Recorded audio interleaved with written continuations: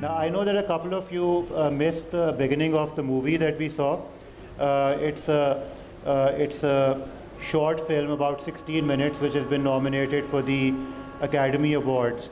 And I thought that since it shares its name with the name of the conference, although I clarified earlier that that was a pure coincidence, I just want to try to understand. Umar, you mentioned in your film, in your talk, about the fact that in the future we might be ingesting capsules as opposed to knowledge. In the film, we saw something called the outer net, which is this area where everybody's somehow collective consciousness exists, and you can go there and imbibe memories. I'm just wondering, do you think that something like that is completely far-fetched? And the reason I asked you this question is because, and I mentioned earlier, that some of the technology that we use today, if you showed it to people 50 years ago, they would have called it magic. 20 years ago, perhaps not. 50 years ago, magic. Do you think that any of that stuff could actually be part of our future?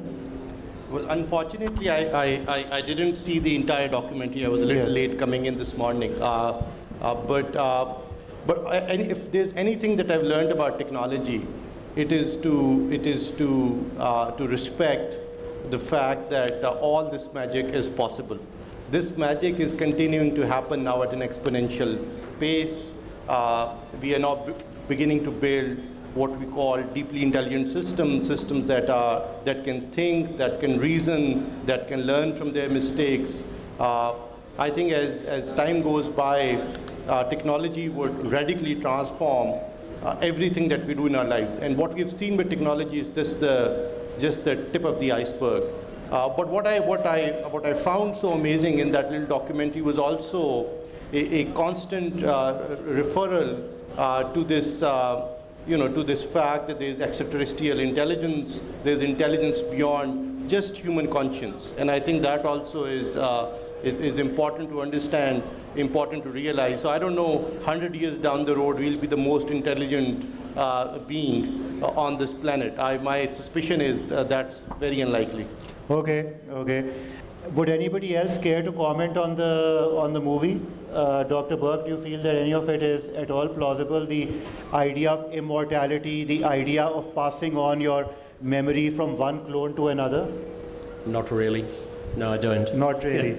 But look, what I want to just comment on, and I think the point that you made, Umar, is very, very relevant.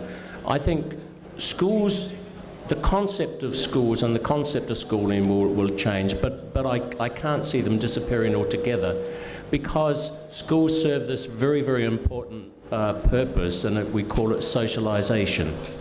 It's not only about content, knowledge and learning, but it's a powerful determiner of socialization processes. But the focus, what we focus on and think about as educators, is character and values, and young people embracing the future, but also, as has been discussed already this morning, issues of social justice, ethics, behaviour. These will never disappear as part of who we are, you see. So I think schools of the future will probably have a much more powerful role in that area. Yeah. But I mean, taking Umar's